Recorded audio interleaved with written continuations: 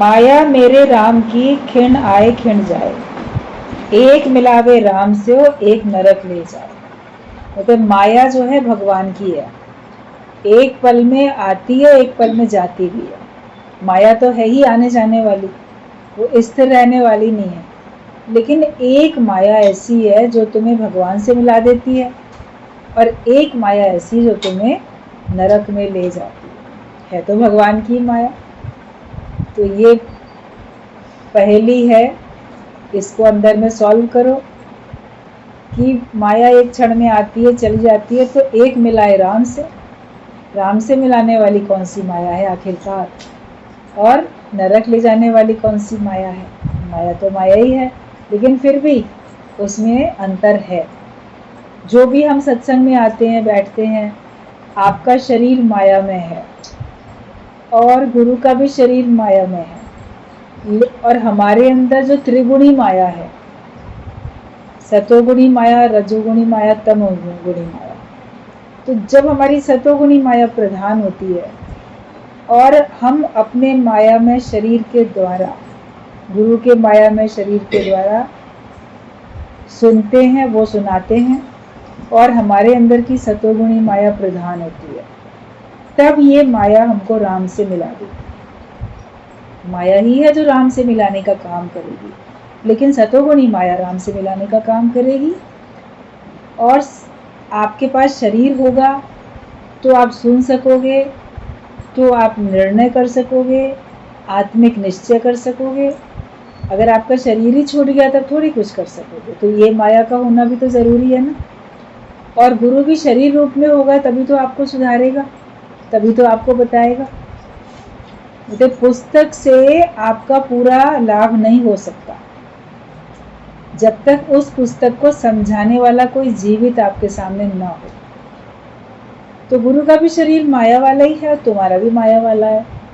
तो ये जो माया है जिसमें ज्ञान शामिल हो जाता है सतोगुणी माया से, तो आपको भगवान से मिला के वो एक करती है माया। और बाकी शरीर आपका भी है, शरीर दूसरे का भी है। जगत में शरीर से ही व्यवहार होता है। माता पिता, भाई बहन, पति पत्नी, बच्चे, परिवार संबंधी, मित्र, नौकर, पड़ोसी, सब अपने को देह मान के, और देह से ही तो दोस्त दुश्मन ये सारा व्यवहार तो चल रहा है हर एक का। लेकिन वो देह में अटके हैं, माया तो वो भी है, और सतोगुणी माया उनके पास भी है, लेकिन वो सतोगुणी माया को देह मान के कर्म करते हैं तो उसमें भी फंस जाते हैं।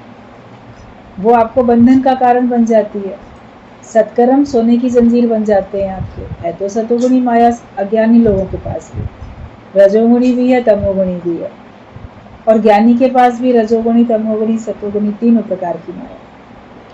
लेकिन उसकी माया उसको भगवान से जोड़ रही है, क्योंकि उसको भगवान से जोड़ने वाला कोई सतगुरु मिला, उसके पास ज्ञान है। ज्ञान की सहायता से इस माया के द्वारा परमात्मा से एकाकार अपने को करना है। और अज्ञान है तुम्हारे पास, तो वो माया तुमको नरक में ले जाने का काम करती है। आप बोलोगे सत्कर्मी तो नरक क्यों जाएगा, लेकिन सत्कर्मी जन्म मरण के चक्कर में तो जाएगा। तो माता का जो गर्भ है वो नरकवास कहलाता है, कुंभीपाक नरक कहलाता है। किसी भी माता का गर्भ हो, 84 लाख योनि में आप मनुष्य के रूप में जन्म लोगे तो भी किसी माँ के गर्भ में जाओगे। गाय भैंस कुत्ता बिल्ली कुछ भी आप बनोगे जाके, तो किसी न किसी माँ के तो गर्भ में जाओगे, तब तो आपका जन्म होगा। तो गर्भवास नरकवास बोला गया।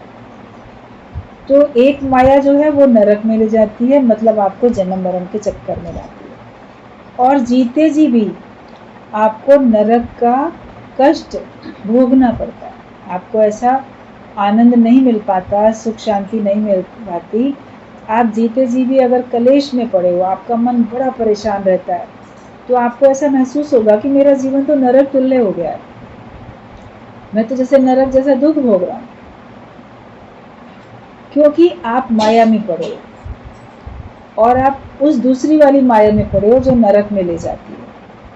लेकिन इस जीते जी शरीर रूपी माया का साथ लेते हुए आप उस माया में जाओ ना जो कि तुमको स्वर्ग जैसा सुख दिलाए।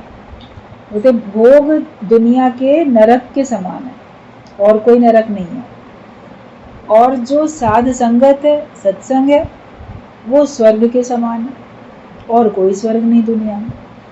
तो हमें साध संगत मिली है, इस बात के हमको भगवान के लाख करोड़ शुक्राने पल पल में गाने चाहिए। एक ज़बान से क्या, हमको लाख ज़बान मिल जाए तो भी हमारा शुक्राना गाना कम ना हो, थके ना हो।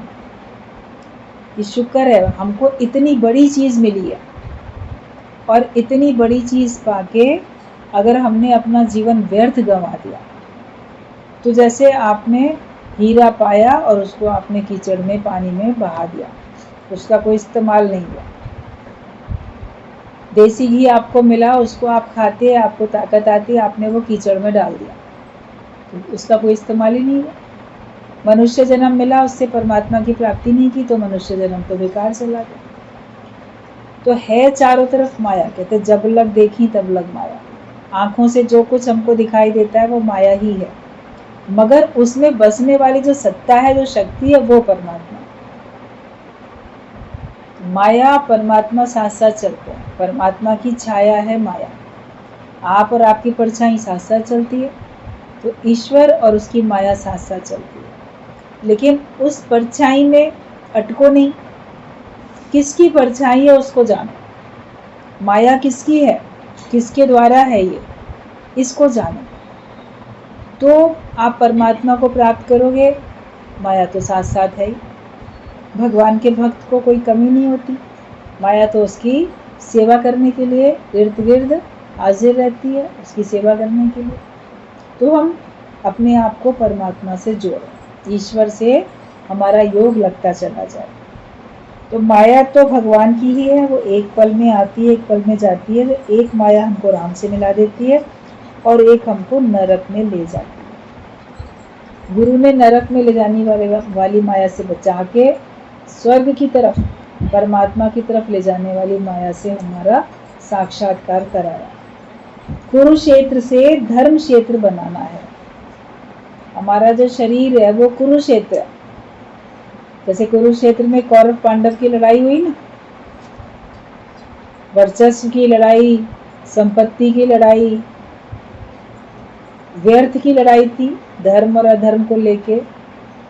तो कुरुक्षेत्र जो होता है, दुनिया का जीवन, दुनिया वालों में, दुनिया में सबका जीवन ऐसे कुरुक्षेत्र की तरीके से है। सब में कोई ना कोई वैर, विरोध, चिड़चिड़, लड़ाई झगड़ा, कोई किसी की बात को समझता ही नहीं, कोई किसी बात को अंडरस्टैंड ही नहीं करता है, हर बात में विरोध करेंगे। आप कहो ये चीज़ ऐसे करो, नहीं, उसका विपरीत करेगा व्यक्ति, क्योंकि वो आपसे प्रेम नहीं करता, आपको अपना नहीं समझता, या अपने को इतना श्रेष्ठ समझता है कि मैंने जो डिसीजन लिया वो ही सही है, दूसरा जो सोचता है वो सही नहीं है, और मैं श्रेष्ठ हूँ इसलिए मेरी ही बात मानी जाए। ये सब बातों को लेके सबके जीवन में कलह, क्लेश, लड़ाई झगड़ा, वैर, ईर्ष्या, दुश्मनी, ये सब भर गई है और भरती चली जा रही है। तो हर एक का जीवन ही कुरुक्षेत्र का मैदान बन गया। कौरव बहुत अधिक है, पांडव कम है, मतलब बुरे विचार अधिक हैं, अच्छे विचार कम है। अगर भगवान को साथी नहीं बनाओगे तो जिनकी संख्या अधिक होगी वही जीतेंगे। अगर भगवान नहीं होते पांडवों के पक्ष में तो कौरव तो जीत ही जाते। तो साथी बना ले ओम को, साथी बना ले परमात्मा को। जिसका साथी है भगवान, उसको क्या करेगा आंधी और तूफान। गुरु हमको भगवान से मिला के भगवान का मित्र बनाता है, भगवान को हमारा साथी बना के हमको देता है, हम उसका साथ लेके चलते हैं तो फिर हम विजय प्राप्त करते हैं। तो बने चाहे दुश्मन सारा संसार, पूरा जमाना हमारा दुश्मन बन जाए, लेकिन भगवान से मेरा दोस्ताना निभा रहा है, भगवान से मेरी मित्रता बनी रही, और अगर भगवान मेरे पक्ष में है तो मेरा कुछ बिगड़ने वाला ही नहीं है। कुछ न बिगड़ेगा तेरा सतगुरु शरण आने के बाद। गुरु की शरण में आ गए, अब तुम्हारा कुछ भी बिगड़ने वाला है ही नहीं। तो इस कुरुक्षेत्र को, ज्ञान जब तक नहीं था, अज्ञान था, तो हमारा जीवन ही कुरुक्षेत्र था। ज्ञान में आने के बाद अब ये धर्म क्षेत्र बन गया। हम धर्म को समझते हैं और धर्म को समझ के धर्म के अनुसार चलते हैं। पांडव लोग धर्म पे थे अपने, अधर्म का रास्ता नहीं अपनाया था, और कौरवों ने अधर्म का रास्ता अपनाया। ज्ञान में आने के बाद आप भी धर्म का ही रास्ता अपनाओगे, अपने स्वधर्म पे रहोगे और आप अपनी उन्नति के लिए आगे बढ़ोगे। आपके अंदर में आपके शत्रु के लिए भी द्वेष नहीं होगा, शत्रु के लिए भी दुर्भावना नहीं होगी, क्योंकि आपके अंदर में अब कुरुक्षेत्र के स्थान पे धर्म क्षेत्र है आपका जीवन। आप धर्म के अनुसार चल रहे हो। ऐसे अपना जीवन जब बन जाता है तो उसमें कितना सुख है, कितनी शांति है। हर एक को अपने अपने जीवन में से कलह क्लेश को दूर करना। कल बात सुनी ना आप लोगों ने, परिस्थिति बदलना आपके हाथ में नहीं है, लेकिन ख्याल बदलना तो तुम्हारे हाथ में है। अपने विचार तो बदल सकते हो, विचारों को बदलते चले जाओ। ये आर्ट हमको आ जाए कि कैसे हम अपने को चेंज कर पाए। पॉइंट कई बार आप लोगों ने सुना है कि अगर एक क्रॉस का निशान बना होता है, गुणा का निशान, जैसे काट देते हैं, सही का निशान तो राइट लगा देते हैं, जो आंसर गलत होता है उसको ऐसे पूरा क्रॉस काट देते हैं ना। क्रॉस है मान लो, उसको बस जरा सा घुमाने की है जरूरत, तो वो क्रॉस से प्लस बन जाता है। गुणा के निशान से वो जोड़ का निशान बन जाता है। उसी को तो जरा से ही तो, केवल डायरेक्शन जरा से ही तो घुमाना है। तो अपने विचारों को थोड़ा ही तो चेंज करना है। जरा सा चेंज करेंगे तो आपका योग परमात्मा से लग जाएगा, और हम नहीं चेंज करते हैं तो हम जैसे कि गलत साबित हो जाते हैं। अगर ऐसे क्रॉस का निशान किसी के आंसर पे लगा है तो वो गलत साबित हो रहा है ना। तो हर एक ने अपने जीवन को गलत बना रखा है, गलत विचार करके। गुरु कहता है थोड़ी सी मेहनत करो, भगवान से अपना योग लगा लो, मन को मोड़ने में ज़्यादा तकलीफ नहीं होगी। और जिसका प्रेम हो जाता है परमात्मा से, उसको तो मन को मोड़ने में ज़रा भी तकलीफ नहीं होती। वो तो बोलेगा तुम दिन को अगर रात कहो तो मैं रात कहूँगा, मुझे तो वैसे ही दिख रहा। भगवान कृष्ण ने कहा अर्जुन से, देखो कबूतर उड़ रहे हैं आसमान में, तो उसको दिख रहे थे उड़ते हुए। फिर वो कहते हाँ उड़ रहे हैं। भगवान कहते अरे कहाँ उड़ रहे हैं, कोई कबूतर नहीं उड़ रहे हैं। तो कहते हाँ भगवान नहीं उड़ रहे। मतलब जैसे भगवान बोलते थे वैसा उसको प्रतीत होता था, महसूस होता था, क्योंकि उसकी इतनी श्रद्धा थी, उसके वचनों में इतना विश्वास था, वो इतना उनका मित्र था, परम सखा, और साथ में वो उनको पूर्ण भगवान समझता था। तब उसको, विश्वासी को, जैसा भगवान बोलते हैं वैसा दिखने लग जाता।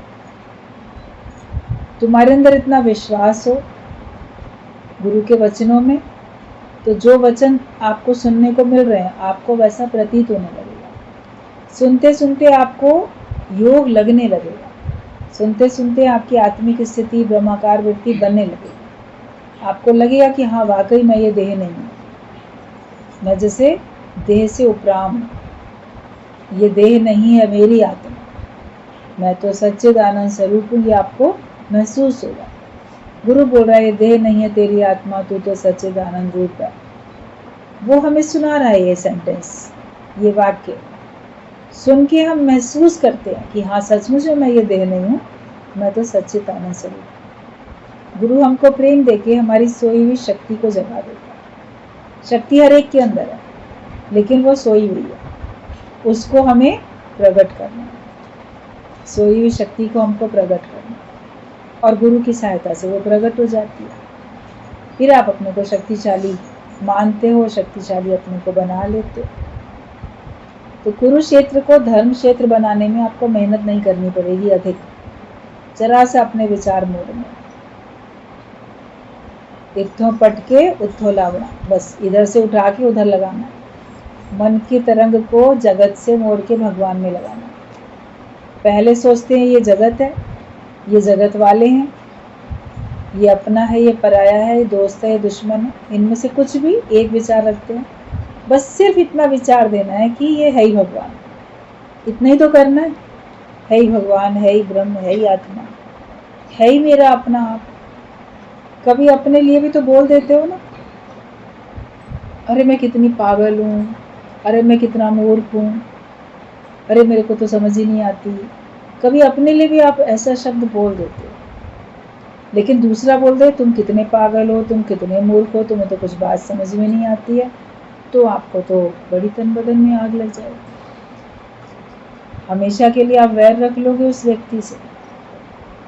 या ऐसा भी किसी ने नहीं बोला होगा, किसी ने केवल आपको किसी बात पे ताना मार दिया होगा, टॉन्ट किया होगा तुमको, वो भी आप जिंदगी भर याद रख के, जब वो व्यक्ति सामने आएगा, इसने ना मुझे इतना चुभता हुआ शब्द बोला था, इसने मेरे को इतना कड़वा शब्द बोला था, इसने मेरे को इस बात पे टोका था, तो वो आपसे नहीं भूलेगा। लेकिन एक पल में भुला दो कि उस रूप में मैं ही तो हूँ, दूसरे ने नहीं, मैं नहीं बोला था अपने आप, तो फिर आपका विचार एक सेकंड में बदल जाएगा। आपका कुरुक्षेत्र धर्म क्षेत्र में एक पल में ही बदल जाएगा।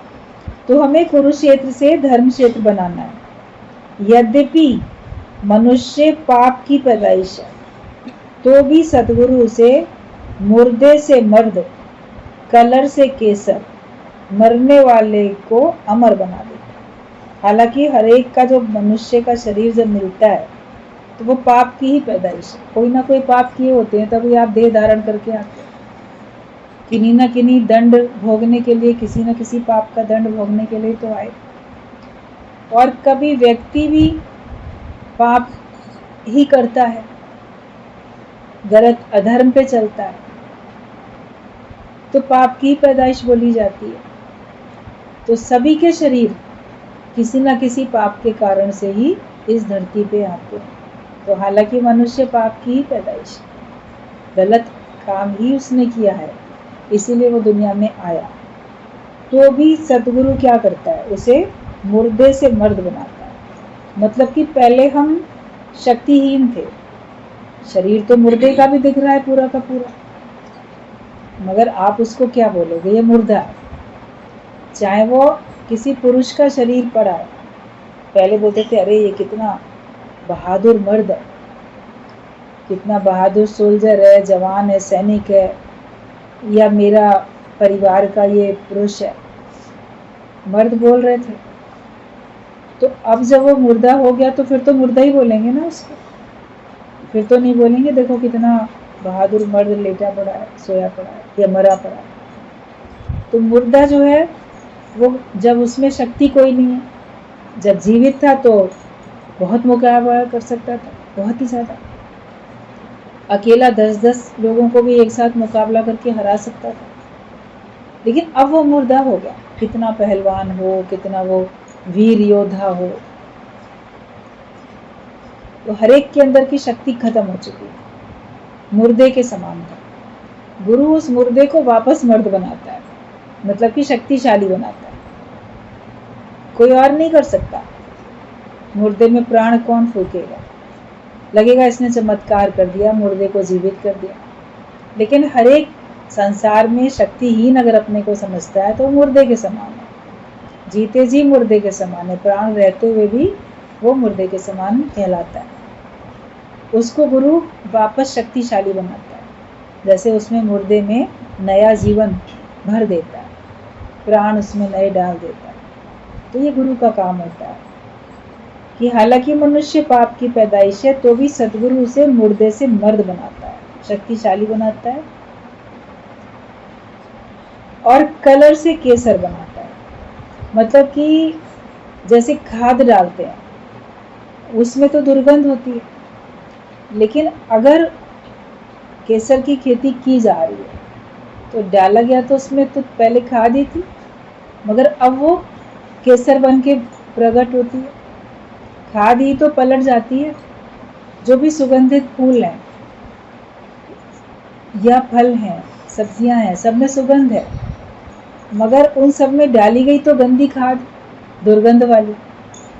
मगर प्रकृति क्या करती है, उसके दुर्गंध से, उस खाद से भी शक्ति लेके और सुगंध करके हमको दे देती है।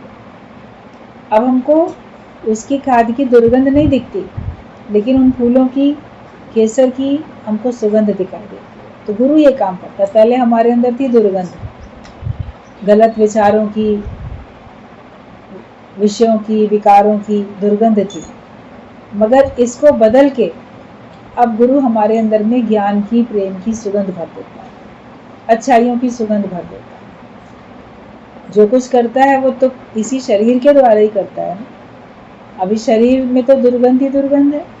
आप सवेरे उठो, आप नहाओ ना, दांत ना साफ करो, आप देखो आपके शरीर से दुर्गंध आती है, आपके मुख से भी दुर्गंध आती है, आपके अंग अंग से, रोम रोम से दुर्गंध ही तो निकलती है बाहर। लेकिन फिर भी इसी दुर्गंध वाले शरीर से भी गुरु अपना ज्ञान देके आपको ऐसा बना देता है कि अब आपके पास जो भी कोई बैठता है उसको आपसे विषय विकारों की दुर्गंध महसूस नहीं होती, बुराइयां नहीं आप उनकी देख पाओगे, लेकिन उनके अंदर से आपको ज्ञान की, प्रेम की सुगंध दिखाई देगी, क्योंकि उनको गुरु ने ऐसा बना दिया। जैसे प्रकृति ने, धरती ने खाद का सहारा लेके फिर सुगंधित चीज आपको दी, तो गुरु भी हमारा माया वाला मन, माया वाला शरीर, हमारे अंदर के खोट, हमारे अंदर के दुर्गुण, उन सब की सहायता से हमको इतना चेंज करके देता है कि अब आप जिसके साथ बैठते हो, जिससे बात करते हो, उसको आपके पास बैठने से शीतलता का अनुभव होता है। उसका अंदर का जो भी उद्वेग था या उलझन थी वो समाप्त हो जाती है, और आपके पास बैठ के जब कोई जाए तो संतुष्ट होके जाए, इस बात का ख्याल रखें। तुमसे कोई मिलने आया परेशान, दुखी, लेकिन तुमसे मिलके जब वापस जाए तो बड़ा मुस्कुराता हुआ जाए, भले वो रोता हुआ आया, दुखी आया, उदास आया, लेकिन जब वो वापस जाए तो मुस्कुराता हुआ जाए, संतुष्ट जाए, उसको लगे कि हाँ मैं किसी ऐसे से मिलके जा रहा हूँ जिसने मेरा सारा अंदर का जो कष्ट था, दुख था, वो दूर कर दिया। हम हल्के होके जा रहे हैं। किसी से बात ऐसी करो कि उसको जो विचार ऐसे थे जो उसको भारी किए हुए थे, अब उसके अंदर ऐसे विचार डाल दो कि वो हल्का हो जाए, कोई उसके अंदर बोझ ना रहे। वो ज्ञान से होता है। जो कार्य गुरु करता है वही कार्य करने के लिए हमको भी प्रेरणा देता है। आप भी अपने को पहले हल्का करोगे तब तो आप दूसरे को हल्का कर सकते। खुद ही ख्यालों से भारी हो, खुद ही अपने को देह मान के बैठे हो, खुद ही किसी न किसी विकार के अधीन हो, तुम्हारे अंदर ही मोह ममता है, तुम्हारे अंदर ही राग द्वेष है, ईर्ष्या जलन है, तो आप दूसरे को कैसे उससे छुड़ा सकते हो? खुद छूटो, पहले हम आप सुधरें, फिर औरों का सुधार करें। तो आप देखोगे कि गुरु क्या करता है कि वो ऐसे हमारे अंदर से दुर्गंध हटा के सुगंध भर देता है, और मरने वाले को अमर बना देता है। शरीर तो सभी के मरने वाले हैं, जीव को तो मरना ही पड़ेगा, लेकिन इस जीव को वो अमर आत्मा बना देता है। ईश्वर अंश, जीव अविनाशी, वो हमको अविनाशी बना देता है। वरना हम अविनाशी होके भी जन्मते मरते रहते थे, होके अविनाशी जन्मा मरा था, तो अविनाशी, तेरा विनाश कभी हो नहीं सकता था, लेकिन फिर भी अज्ञानता के वशीभूत होके बार बार हम जन्म मरण के चक्कर में आते चले जाते थे। अब गुरु वापस हमको अमर आत्मा बना देता है। वो फील होना चाहिए, केवल भजन सुन नहीं लो, केवल भजन गा नहीं लो, ये अमर आत्मा सच्चिदानंद में। जब किसी की मृत्यु हो जाती तब लोग ये भजन गाने बहुत बैठ जाते हैं दूसरों को सुनाने के लिए, और उसके बाद फिर अलग से कोई सुनेगा या गाएगा तो उसको लगेगा अरे कहीं हम मौत में थोड़ी बैठे हैं हम गाएं। तो ये भजन कोई केवल मुर्दे को सुनाने के लिए, अब जिस समय मृत्यु हो गई उस समय लोगों को सुनाने के लिए है क्या? ये तो आपको हर पल निश्चय करना है ना कि हमारा आत्मा सच्चिदानंद में है। रोज रोज तो गुरु यही बात तुमको बोलते हैं, तुम देह नहीं हो, तुम आत्मा हो, तो उसको अपने को भी तो बोलो कि हाँ मैं आत्मा हूँ। यही अपने आप को बार बार ज्ञान का, हमको सत्य का विचार देना है। तो गुरु हमको मरने वाले से अमर बना देता है। अब हम कभी नहीं कहेंगे कि हम मर जाएंगे एक दिन, हम बोलेंगे हम तो मरने वाले हैं ही नहीं, हम तो हमारा आत्मा, शरीर मरेगा, मैं थोड़ी मरूंगा। मैं ना मरबो संसार, मोहे मिलियो है जियावन हार। मेरी मृत्यु होने वाली नहीं है, क्योंकि मुझको अमरता देने वाला ऐसा ज्ञान गुरु ने दे दिया। उसने हमारे पर ऐसा अमृत छिड़क दिया ज्ञान का, जो कि अब हमारी मृत्यु होने वाली है ही नहीं, मुझ आत्मा का नाश होने वाला है ही नहीं, और किसी का भी नाश नहीं होता। वो कहीं ना कहीं रहते ही रहते हैं, किसी न किसी रूप में रहते ही रहते हैं। अभी पितृपक्ष चल रहा है, श्राद्ध के दिन चल रहे हैं, तो आप लोग अपने गए हुए लोगों के नाम का श्रद्धा भाव से कहीं ना कहीं कुछ अर्पण करते रहते हो। क्यों? क्योंकि ये है कि कहीं ना कहीं वो है, नाश तो नहीं हुआ ना उसका भी। अगर नाश हो गया होता तो आप कुछ नहीं करते, लेकिन ये विश्वास होता है कि कहीं ना कहीं है, किसी न किसी रूप में है। जब आपके पास ज्ञान होता है तो आप परमात्मा से मिलकर एक हो जाते हो। जब ज्ञान नहीं है तो इस 84 लाख योनियों में घूमते रहते हो। तो सत्संग में ये बात आपको समझ में आ जाती है कि मृत्यु न ज्ञानी की होती है, न अज्ञानी की होती है। कोई नहीं मरता है, देयर इज नो डेथ। अज्ञानी व्यक्ति बार बार जन्म मरण के चक्कर में आता है, और जो ज्ञानी है परमात्मा से मिलकर एक हो जाता है। तो परमात्मा का भी अस्तित्व सदा है। भगवान से मिलके एक हो गए तो तुम तो हो ही हो ना।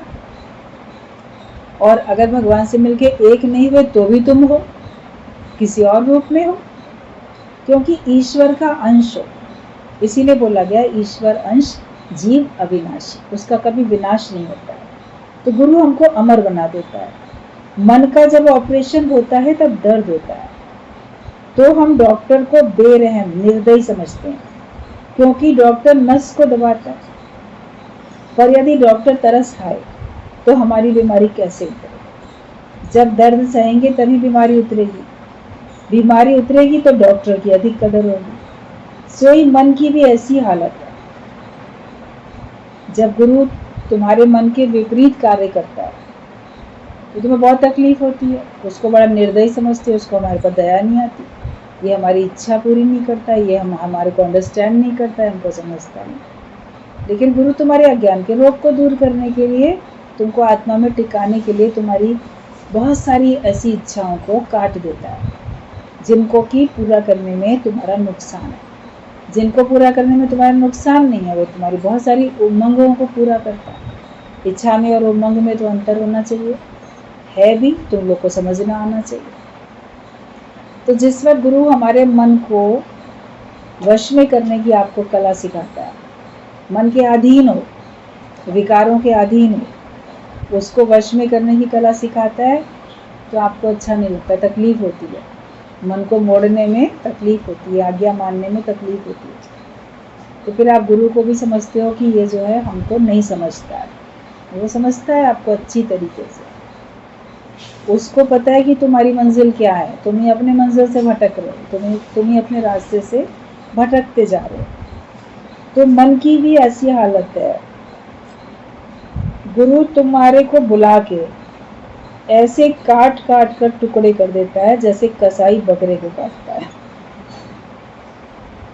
हमारे अज्ञान के कंकड़ निकाल कर फिर उसने मुझ दुखियारी को सच्ची समझ दी, पता बताया आनंद का और शांति का। गुरु तो तुम्हारी इच्छाओं के, तुम्हारे जीव भाव के ऐसे टुकड़े टुकड़े कर देगा, जैसे कसाई बकरे के खूब छोटे छोटे टुकड़े कर देता है। कीमा बनाने के लिए तो और बारीक बारीक टुकड़े कर। तो ऐसे तुम्हारे सब, जब तुम ब्रह्म ज्ञान में आगे बढ़ोगे तो तुम्हारी प्रिय से प्रिय कामनाएं ऐसे आर पार छेदी जाएंगी, तुम्हारे इतने टुकड़े टुकड़े कर दिए जाएंगे। तो तकलीफ तो बहुत होगी, कहीं पे जरा सा कट लगे तो तुम्हें तकलीफ होती है, तो इतने टुकड़े होंगे तो कितनी तकलीफ होने वाली है।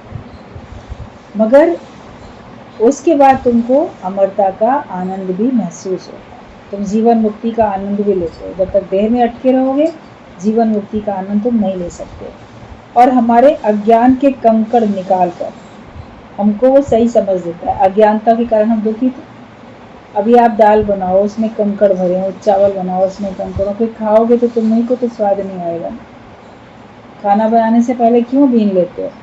जो कंकड़ पत्थर होते हैं उनको निकाल देते हो, कीड़े मकोड़े होते हैं उनको निकाल देते हो, ताकि तुम खाओ तो तुम्हें स्वाद भी आए और तुम स्वस्थ भी रहो। वरना तुम बीमार भी पड़ोगे और तुम ठीक से खा भी नहीं पाओ। मुँह में एकदम पत्थर आ जाए, कंकड़ मिट्टी आ जाए, तो तुम वो कौर कैसे निकल सकोगे? तुम्हें थूकना पड़ेगा। तो इसके लिए अज्ञानता के कंकड़ गुरु हमारे जीवन में से निकालता है, तभी तो हम आनंद का अनुभव कर पाते हैं, तभी तो हम जीवन मुक्ति का आनंद ले पाते हैं। और अज्ञानता के कारण ही हम दुखी थे, तो हमारे अज्ञान के कंकड़ निकालकर फिर उसने मुझ दुखियारी को सच्ची समझ दी, पता बताया आनंद और शांति का, आनंद शांति का उसने हमको पता बताया। दादा लक्ष्मी अब गुरु नानक की तरह रटन पर निकले हैं, सैकड़ों का उद्धार होना है। गीता भगवान ने अपने पत्र में लिखा कि दादा भगवान, लक्ष्मी भगवान, वो लोग सब रटन पे निकले हुए हैं इस समय पे, मतलब अलग अलग जगह पे साध संगत के बीच में जा रहे हैं सबका उद्धार करने के लिए। गुरु भी कभी अपने शहर से निकल के दूसरे शहर, जहाँ जहाँ उसके भक्त उनको पुकारते हैं, बुलाते हैं, वहाँ जाते हैं और वहाँ जाके सत्संग करके आते हैं, और उसके साथ कितने और लोग जुड़ते हैं, तो हर एक का तो उद्धार होता है। तो सैकड़ों का उद्धार होना है। तुम तो रग रग नस नस में समाई हुई हो, तो तुम कैसे भूलोगी। जिसको पत्र लिखा है गीता भगवान ने, एंड में उसके लिए लिख दिया कि तुम तो हमारे रग रग में नस नस में समाई हुई हो, तो हम तुमको कैसे भूल सकते हैं। मन सोचता है कि हम तो हर पल गुरु को याद करते हैं, गुरु हमको भूला रहता है, लेकिन गुरु को बताना पड़ता है। तुम लोग को विश्वास होना चाहिए, लेकिन गुरु को बताना पड़ता है कि तुम तो हमारे रोम रोम में समाये हो, तो हम तुमको कैसे भूल सकते हैं। गुरु को तो एक एक ही खबर रहती है, वो एक एक को याद करता है। अब ज़रूरी नहीं है कि एक एक को पत्र लिख के बताए, एक एक को सामने आए तो उसको बताए, या जा के उसके घर में बता के आए हम तुम्हें याद करते रहते हैं। तुमको महसूस होना चाहिए कि हम अगर याद करते हैं तो जाहिर बात है कि वो हमको याद करता है, तभी हम याद करते हैं। तो अंत में पत्र में बस यही बात लिखी है कि तुम हमारे रग रग नस नस में समाई हुई हो, तो तुम कैसे भूलोगे। भूल सकते नहीं हम, अगर गुरु को नहीं भूल सकते तो गुरु भी हमको नहीं भूल सकता, लेकिन हम गुरु को भूल सकते हैं, गुरु फिर भी हमको नहीं भूल सकते। आप सोचोगे ये तो गलत बात बोलती, उसके पास हजारों हैं, वो हमको भूल सकता है, हम नहीं भूल सकते, लेकिन ये बात गलत है। आपके पास इतनी माया, मैं मेरा, घर परिवार, बहुत कुछ है, उसमें दुख सुख में आप कभी ज्ञान को, भगवान को, गुरु को भूल जाते हो, लेकिन गुरु के पास तो तुम ही हो ना। संख्या कितनी भी हो, लेकिन वो तो एक ही करके देखता है, इसलिए उसको एक एक ही खबर रहती है। डायरेक्टली वो तुम लोगों से ना बोले तो इनडायरेक्टली किसी और के थ्रू तुम्हारा हाल चाल लेता है, सभी उसके यूजफुल हैंडल होते हैं। तो ये कभी भी अंदर में नहीं आए कि पता नहीं गुरु हमको भूल तो नहीं गया है। आप किसी भी शहर में हो, कितनी दूर हो, आप संपर्क भी ना रखो। कई ऐसे सत्संगी होते हैं जो संपर्क भी नहीं रखते हैं, कभी उनका मन आड़े आ जाता है, वो सत्संग को छोड़ देते हैं। कभी उनके परिवार वालों की इतनी दबिश होती है उनके ऊपर कि उनके भय के कारण वो सत्संग आना, गुरु से मिलना, बात करना छोड़ देते हैं। लेकिन ऐसे सत्संगियों को भी गुरु याद रखते हैं, वो उसको भी हर पल याद रखते हैं, संकल्प से उनको भी शक्ति देते हैं। और अभी शक्ति हर एक को अपने अंदर में प्रकट करनी है। आगे चल के नवरात्रि के दिन आएंगे, शक्ति के दिन आएंगे। आप पहले अपने जो परिवार में चले गए और जो हैं, आप उनका आशीर्वाद तो ले लो। जब आप उनका आशीर्वाद लोगे तब तो आपके अंदर की शक्ति प्रकट होगी, तब तो भगवान भी आपको आशीर्वाद देंगे। तो हर एक को ये नहीं कि हम बस श्राद्ध के दिनों में कुछ लेके और पंडित के घर में जाके दे दिया या खिला दिया बुला के तो हमारा काम निपट गया, ऐसा नहीं है। लेकिन जो तुम्हारे परिवार में जितने लोग भी हैं, अभी भी हमें हर एक का मान सम्मान करना है, हमको हर एक की वैल्यू, हर एक की इज्जत करनी है। और अपने परिवार के लोगों को भी, बच्चों को शुरू से बड़ों की रिस्पेक्ट करना सिखाओ। एक दूसरे का आदर मान सम्मान जब तक आप नहीं करेंगे तब तक आपका काम बनने वाला है नहीं, जीवन बनेगा नहीं। जो मिलना है भगवान से तो मिल पहले इंसान से। आप भगवान से मिलना चाहते हो, अपना योग लगाना चाहते हो, आप अपने अंदर शक्ति भरना चाहते हो, भगवान का आशीर्वाद चाहते हो, कृपा दृष्टि चाहते हो, तो पहले जो भगवान के बनाए हुए इंसान हैं उनसे तो कृपा, उनकी तो तुम्हारे पर बरसनी चाहिए ना। वो तो तुमको आशीर्वाद दें, काम तो ऐसा करो। उनको तो सताओगे, घर के बूढ़े माता पिता को तो सताओगे, और जो बड़े बुजुर्ग हैं उनका कहना नहीं मानोगे, और बोलोगे हमको भगवान हमारी मनोकामना पूरी कर दे, तो नहीं करेगा भगवान। इसलिए पहले उनको मनाओ, उन श्रद्धा भाव रखो, और फिर आप भगवान की पूजा करो, तो आपके अंदर की शक्ति फिर प्रकट होगी।